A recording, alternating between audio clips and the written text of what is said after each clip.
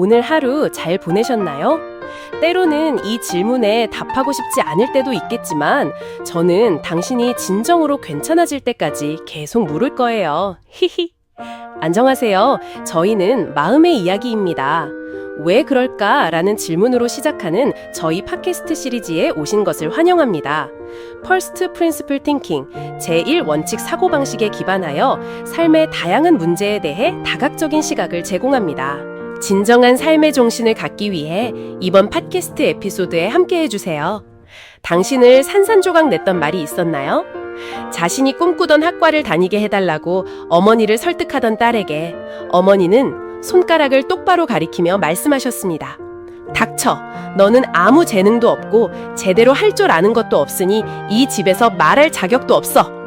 그 말을 들은 딸은 그저 울 수밖에 없었습니다. 정말 난 쓸모없는 아이야. 어릴 때부터 항상 그랬습니다. 아무리 조심해서 하려 해도 손대는 것마다 망가뜨렸습니다. 서투르고 덤벙대고 손재주도 없었습니다. 어머니는 늘 그녀를 쓰레기라고 불렀고 그녀는 스스로를 고철덩어리라고 믿었습니다. 선생님은 고개를 절레절레 저으며 칠판 앞에서 머리를 극적이는 학생에게 꾸짖었습니다. 너는 마치 지적장애가 있는 것 같구나. 다른 친구들에 비해 사고력이 너무 떨어져. 이래서는 고등학교에 합격할 수도 없고 미래도 없을 거야. 교실 아래에서는 웃음소리가 터져나왔습니다. 어딘가에서는 웅성거리는 소리도 들렸습니다. 그는 그곳에 혼자 서서 바닥을 내려다보았고 감히 고개를 들지 못했습니다. 그렇게나 긴 인생 앞에서 그는 어떤 방향도 볼 수 없었습니다. 됐어, 나는 이런 자식 없는 걸로 칠게. 뒤이어 무력한 한숨소리가 들렸습니다. 온 집안의 장손인 아들 문 밖에서 부모님의 대화를 몰래 듣고 있었습니다. 그가 그렇게 되었다는 것을 안 순간부터, 즉 그가 여자아이처럼 옷을 입기 시작한 때부터 아버지는 그의 눈을 똑바로 쳐다보지 않았습니다. 아버지는 그를 피했습니다. 아버지는 그에게 병이 있다고 말했고 병이 있으면 고쳐서 정상이 되어야 한다고 했습니다. 아버지는 그가 보통 사람처럼 살기를 원했습니다. 때로는 보통이라는 단어는 그리 대단치 않게 들리지만 한 사람을 산산조각 내버릴 수도 있습니다. 그날 그녀의 마음은 무거웠습니다. 너 자신을 좀 봐. 너는 네 엄마와 똑같아. 네가 엄마의 고집스러운 성격을 싫어한다고 말하지만 너도 엄마와 다를 바 없어. 갈수록 나를 더 힘들게 해. 일도 충분히 스트레스인데 말이야. 그녀는 진정한 사랑이 무엇인지 이해할 수 없었습니다. 어째서 연인이라는 이름으로 그렇게나 쓰라린 말을 할 수 있을까요? 지금까지 그녀는 서로 사랑하는 두 사람이 헤어지려면 적어도 제3자가 생기거나 고칠 수 없는 병에 걸리는 것과 같은 큰일이 있어야만 하는 줄 알았습니다. 하지만 사실은 무관심, 불안, 불화, 그리고 피로만으로도 한때 사랑했던 두 사람이 남이 되기에 충분했습니다.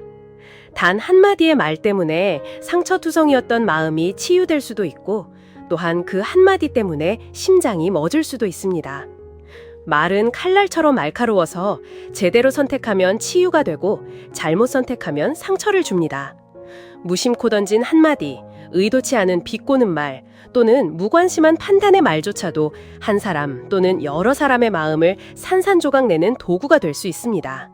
하지만 사실은 무관심, 불안, 불화, 그리고 피로만으로도 한때 사랑했던 두 사람이 남이 되기에 충분했습니다.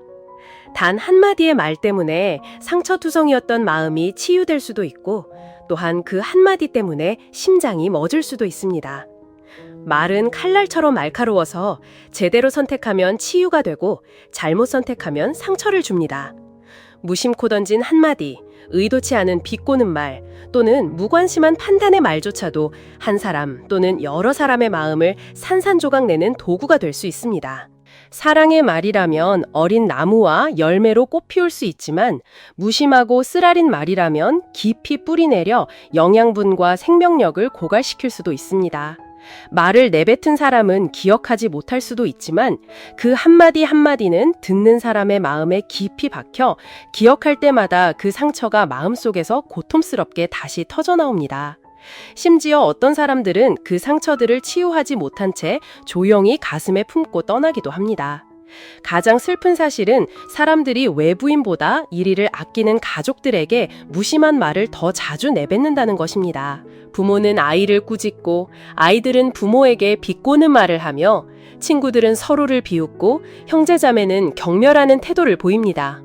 사람들은 낯선 사람의 입장에 서서 쉽게 용서하고 이해심을 보이는데 매우 능숙하지만 사랑하는 사람들에게는 쓰라린 말을 내뱉습니다. 부모는 자녀의 자신감을 죽이는 상처 주는 언어를 사용하면서도 항상 자녀가 성공하기를 바랍니다. 친구들은 외모를 비하하는 몇 마디를 던지고는 손을 털며 농담이었어, 신경 쓰지 마! 라고 말합니다. 이것이 바로 역설입니다. 언어폭력은 판단하기 어려울 수 있습니다. 가해자는 당신의 자존감을 해칠 수도 있지만 동시에 당신에게 깊은 관심을 보이는 척 할 수도 있습니다. 팟캐스트 초반에 나온 부모님, 선생님, 친구, 연인의 경우 그들은 의도적으로 말을 사용하여 당신을 아프게 하려 한 것이 아닐 수도 있습니다.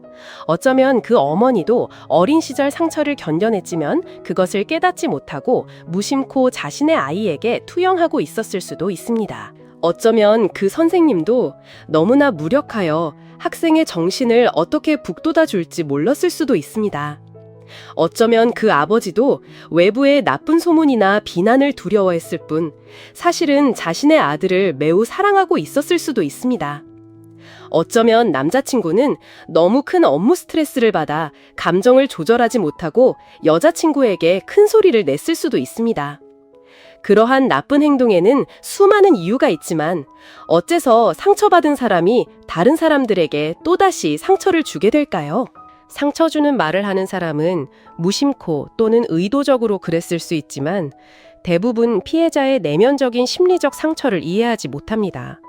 반면 피해자는 자신이 너무 예민하거나 약하거나 또는 고의로 문제를 과장하고 있다고 생각합니다. 심지어 어떤 경우에는 피해자 자신이 학대당하고 있다는 사실조차 제대로 알지 못하기도 합니다. 만약 그들이 그러한 나쁜 행동을 더 자주 반복하고 긴장이 신체적 폭력으로까지 고조된다면 당신은 스스로를 보호하고 다른 사람에게 상처 주지 않기 위한 지식을 갖춰야 합니다. 패트리샤 에반스, 워킹 2006의 분류에 따르면 언어폭력은 다음과 같은 형태, 그룹으로 존재합니다. 첫째는 조롱당하고 나쁜 별명을 얻는 것입니다. 가해자는 자신에게 유머 감각이 있다는 핑계를 대며 피해자의 약점을 파고들고 피해자를 민망하고 자존감이 낮아지게 만드는 이름으로 부르면서도 재미있잖아, 귀엽잖아, 아무 뜻 없어 와 같이 위장합니다. 두 번째 유형은 감정, 인식 및 행동을 무시하는 것입니다. 학대자는 피해자의 생각과 감정을 자주 부정하고 무시합니다. 그들은 피해자가 너무 예민하고 상황을 과장하고 있다고 말합니다. 세 번째 유형은 비난하고 책임을 전가하는 것입니다. 학대자는 종종 불합리하거나 의도치 않은 상황에서 누군가를 비난할 목적으로 말을 사용합니다. 피해자는 합당한 이유 없이 화풀이 당하고 학대자의 뜻대로 하지 않았다는 이유만으로 꾸중을 듣습니다. 이는 전적으로 학대자 자신이 만들어낸 자극, 실망, 분노 때문입니다. 다음 유형은 비꼬는 말입니다. 학대자는 항상 피해자를 당황하고 부끄럽게 만들 방법을 찾습니다. 겉으로는 칭찬하거나 치켜 세우는 것처럼 들리지만 사실은 비아냥거리고 조롱하는 방식입니다. 그 다음은 비판하고 폄하하는 것입니다. 건설적인 비판은 아무 문제가 없습니다. 하지만 언어폭력을 사용하는 사람들은 피해자가 형편없고 쓸모없다고 느끼게 만들 목적으로 항상 피해자의 단점을 비판하고 찾아낼 것입니다. 그들은 모욕과 수치심을 이용하여 피해자의 자존감을 깎아내리고 갉아먹습니다. 다음은 고립시키는 것입니다. 그들은 대화를 거부하고 대화 중에도 의도적으로 피해자를 무시합니다. 심지어 피해자와 같은 방에 있을 때조차 그들은 피해자가 영혼을 고문하는 무섭고 고독한 침묵을 느끼게 만듭니다. 마지막은 위협하고 자주 큰 소리를 내는 것입니다. 학대자는 피해자를 제압하기 위해 소리를 지르거나 큰 소리로 말하거나 무례하고 거친 언어를 사용하는 경향이 있습니다. 그렇다면 언어폭력의 피해자라면 어떻게 해야 할까요? 이 심리적 그림자를 극복하기 위해 무엇을 해야 할까요? 앞서 언급한 4가지 약속이라는 책에서 2번째 약속이 바로 그 해답입니다.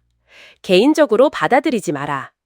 피해자는 자신이 언어폭력을 당하고 있음을 인식해야 하며 그 후에 다른 사람들의 폭력적인 행동에 대한 합리적인 접근 방식을 형성해야 합니다. 첫째, 경계를 설정하세요. 상대방이 당신을 모욕하거나 소리 지르거나 위협하거나 깎아내릴 때는 그들과 대화하지 않을 것이라고 말하세요. 그들이 단지 농담이었다고 말할 경우 당신은 그 농담이 싫다고 단호하게 응수해야 합니다. 만약 당신이 설정한 경계가 침해되었다면 대화를 중단하고 그 자리를 떠나세요.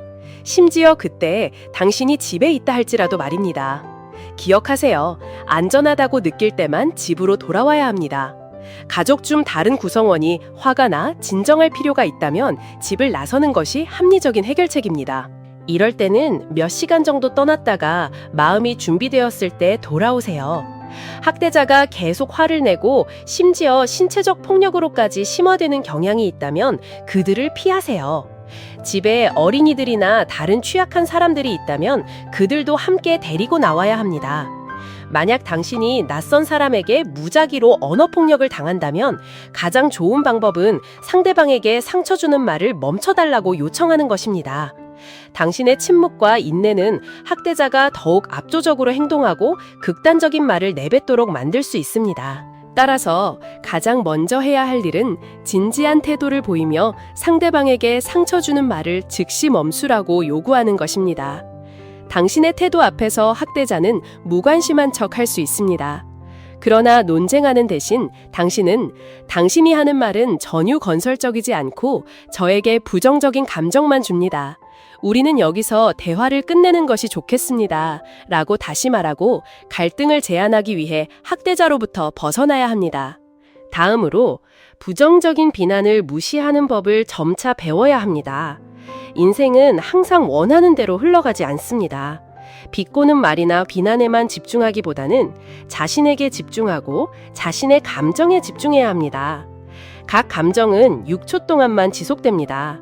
6초보다 길다면 당신이 그 감정을 의도적으로 연장하기로 선택하고 있고 그것이 더 오래 지속되는 느낌으로 변할 수 있습니다. 이는 상처 주는 말을 마주했을 때 잠시 멈춰서 자신을 돌아보세요. 처음 6초 동안은 얼마나 화나고 괴로울지라도 그 후에는 그러한 부정적인 말을 내뱉는 사람들이 얼마나 불쌍한지 더 깊이 들여다보세요. 그들은 스스로 부정적인 에너지를 뿌리고 있으며 그들이 내보낸 것을 분명히 되돌려받게 될 것입니다. 결국 그들은 스스로를 해치고 있을 뿐입니다. 이제 당신이 할 일은 자신을 증명하기 위해 열심히 공부하고 일하는 것입니다. 외부인들은 당신이 얼마나 노력했는지 과정을 보지 않고 당신이 이룬 최종 결과만을 봅니다. 이 시기는 정말 어려울 수 있지만 사소하고 가치 없는 일들 때문에 상처받지 마세요. 당신이 허락하지 않는 한 누구도 당신을 상처 줄 권리가 없습니다. 진정한 교육은 우리가 더욱더 성장하고 인식을 개선하며 자신을 완성하도록 돕는 긍정적인 방법을 사용하는 것입니다. 어쨌든 당신은 후회하지 않도록 최선을 다했습니다. 이것이 바로 4가지 약속 중 우리가 모두 마음의 평화와 행복을 위해 서명해야 한다고 제가 믿는 마지막 2가지 약속입니다. 부정적인 말을 하지 않는 것, 개인적으로 받아들이지 않는 것, 모든 사람을 만족시켜야 한다는 환상적인 기대를 하지 않는 것, 그리고 항상 최선을 다하는 것입니다. 고작 몇 초짜리 말 한마디 때문에 저는 2번이나 죽은 듯 했습니다. 수많은 별들과 수많은 불빛도 이 밤을 밝힐 수는 없습니다. 아무리 많은 아픔과 후회의 눈물도 상처와 고통으로 가득 찬 영혼을 일으켜 세울 수는 없습니다. 이미 내뱉은 말은 다시 주워 담을 수 없습니다. 부디 우리가 서로에게 조금 더 부드럽고 조금 더 친절하며 자신을 아끼고 남을 아끼기 위해 우리 말에 신중하기를 바랍니다.